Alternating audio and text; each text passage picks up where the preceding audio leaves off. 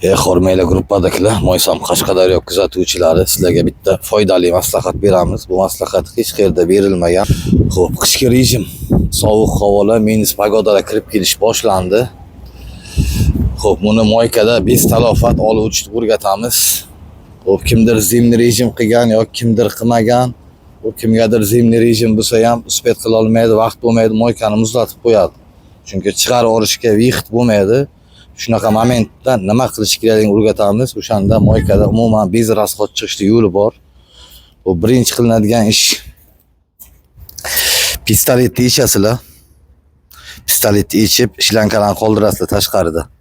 Pistoletlarni olib kirib qo'yasizlar. Buni ichib, shlankalar boksda qoladi. Birinchi qilinadigan ish. Xo'p, keyin xonaga kirasizlar, bilasizlar, bypassdan chiqib, mana ko'chadan ikkita shlanka kiryapti. Bitta penaga, bitta suvga. Xo'p, 22 kulish bilan bu ikkita shlankani ham ichasizlar. Bu shlankalarni ham ichib, pastga tashab qo'yasizlar. Chunki bilasizlar, ko'chada muzlagan narsa xonaga ko'k pechka yoqib qo'yganman, xona issiq deydi, u ham bo'lmaydi. Chunki muz bilasizlar yuriydi, shlankadan keladi. Kelib galovkaga o'tadi. Shuning uchun mana bu ikkita sayddan uzib qo'ysanglar, ko'chada yurib keladigan muz galovkaga o'tmaydi. Bilasizlar, galovka qimmat turadi, galovkaga o'tmaydi. Mana shu ikkita shlankani uzib pastga tashab qo'yasizlar yoki sotilganmi, suv bo'lmasin desanglar. Mana bu shlanka uziladi, bo'ldi. Motor suvdan, yaxdan uziladi. Chunki ko'chadan keladigan muz yaxga kirmaydi.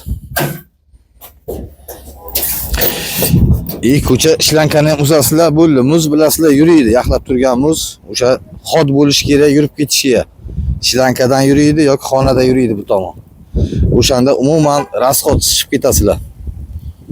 Kimda muzlatib qo'ysa, yaxlatib qo'ysa, eng oson yechim pistoletni ichish kerak.